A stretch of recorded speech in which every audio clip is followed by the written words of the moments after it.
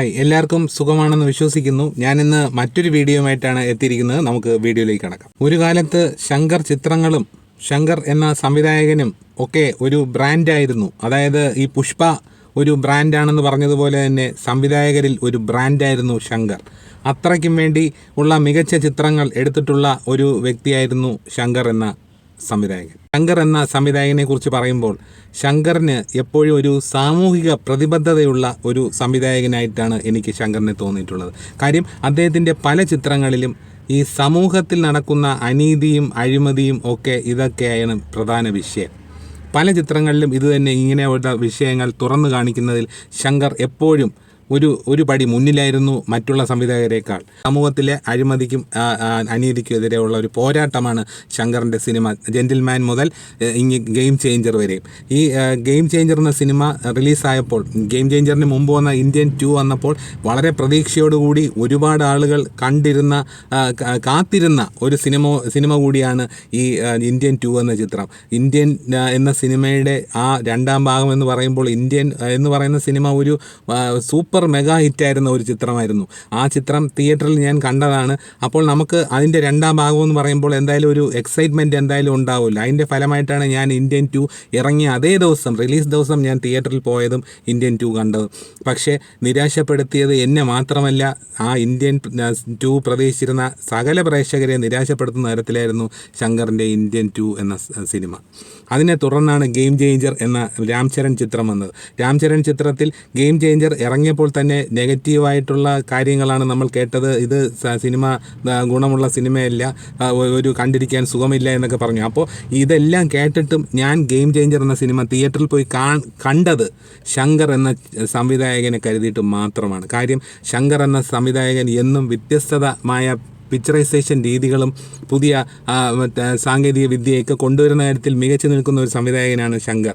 പക്ഷേ ശങ്കർ ഇന്നും മാറാത്ത, ശങ്കർ ഉറച്ചു നിൽക്കുന്ന ഒരു കാര്യമുണ്ട്. അതായത് അത് ശങ്കറിൻ്റെ ഈ ഒരു പഴഞ്ചൻ തത്വശാസ്ത്രങ്ങൾ, അല്ലെങ്കിൽ ഈ പഴയ ചിന്തകൾ, ആ ചിന്തകൾ തന്നെ വീണ്ടും വീണ്ടും പ്രേക്ഷകരിലേക്ക് കൺവേ ചെയ്യാൻ ശങ്കർ ശ്രമിക്കുന്നത് കൊണ്ടാണ് ഈ ശങ്കർ ചിത്രങ്ങൾ ഇത്രയും പരാജയത്തിൻ്റെ വഴിയിലേക്ക് പോകുന്നത് എന്നുള്ളതാണ് എൻ്റെ ഒരു കണ്ടെത്തൽ.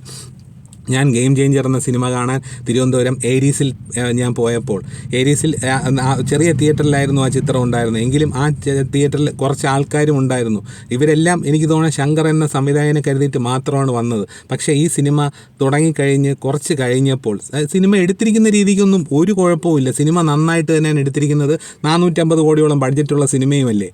പക്ഷേ സിനിമ കഥ പറഞ്ഞിങ്ങ് വന്നു തുടങ്ങിയപ്പം എനിക്ക് ഓർമ്മ വന്നത് പഴയ ജെന്റിൽമാനും അതുപോലെ തന്നെ ഇന്ത്യനും അതുപോലെ തന്നെ മുതൽവനാണ് ഏറ്റവും കൂടുതൽ ഓർമ്മ വന്നത്. അപ്പോൾ അന്ന് എനിക്ക് ഒരു കാര്യം മനസ്സിലായി, ശങ്കർ എന്ന സംവിധായകൻ ഈ ടെക്നോളജിയുടെ കാര്യത്തിൽ, അല്ലെങ്കിൽ സിനിമ എടുക്കുന്ന രീതിയുടെ കാര്യത്തിൽ മാറിയെങ്കിലും അദ്ദേഹത്തെ എടുത്തിരിക്കുന്ന രീതി, സിനിമ എടുത്തിരിക്കുന്നതൊക്കെ ഭംഗിയായിട്ടാണ് എടുത്തിരിക്കുന്നത്. പക്ഷേ അദ്ദേഹത്തിൻ്റെ കഥയിൽ ഒരു മാറ്റം വരുത്താതെ ഈ പഴയ കാര്യങ്ങൾ തന്നെ വീണ്ടും വീണ്ടും പ്രേക്ഷകരെ കാണിക്കുന്നത് കൊണ്ടാണ് പ്രേക്ഷകർ ഇപ്പോൾ ശങ്കറിൽ നിന്ന് അകലുന്നത് എന്നുള്ളതാണ് ഞാൻ ഇതുവരെ എനിക്ക് മനസ്സിലായത്.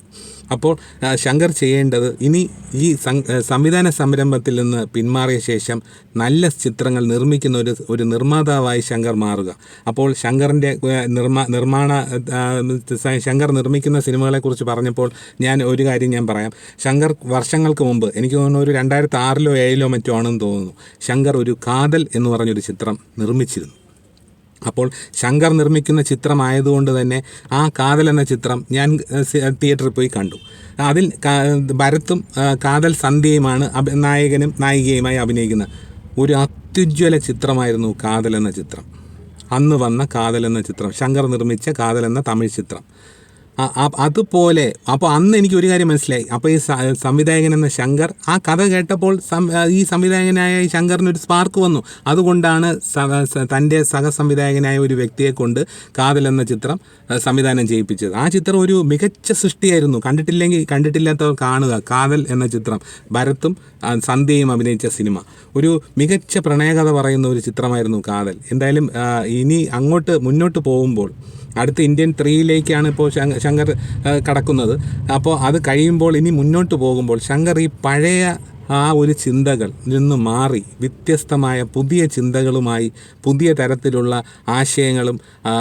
ആശയങ്ങളുമായി മുന്നോട്ട് വരികയാണെങ്കിൽ ശങ്കറിന് എന്തായാലും നഷ്ടപ്പെട്ടു പോയ പ്രൗഢി വീണ്ടെടുക്കാൻ സാധിക്കും എന്ന് തന്നെയാണ് എൻ്റെ വിശ്വാസം. ഈ പഴയ കാര്യങ്ങൾ തന്നെ വ്യത്യസ്തമായ നായകന്മാരിലൂടെ പ്രേക്ഷകരുടെ മുന്നിൽ പറയുന്നത് കൊണ്ടാണ് ശങ്കർ ചിത്രങ്ങൾ ഇത്രയും ഒരു അധപ്പതനത്തിൻ്റെ വഴിയിലേക്ക് പോകുന്നത്. ശങ്കർ എന്ന സംവിധായകൻ എന്നും ക്വാളിറ്റിയുള്ള സിനിമ എടുക്കുന്ന ഒരു വ്യക്തി എന്ന് തന്നെയാണ് എൻ്റെ ഒരു കണക്കുകൂട്ടൽ. പക്ഷേ അദ്ദേഹത്തിന് ഈ കഥയിലും തിരക്കഥയിലും വേണ്ട മാറ്റങ്ങൾ വരുത്താനും അതിനനുസരിച്ച് പുതിയ കാലഘട്ടത്തിൻ്റെ കഥകൾ പറയാനും ശ്രമിക്കുകയാണെങ്കിൽ ശങ്കർ വീണ്ടും പഴയതിനേക്കാൾ പ്രൗഢിയുള്ള ഒരു സംവിധായകനായി തീരുമെന്നുള്ള കാര്യത്തിൽ ഒരു സംശയവും വേണ്ട.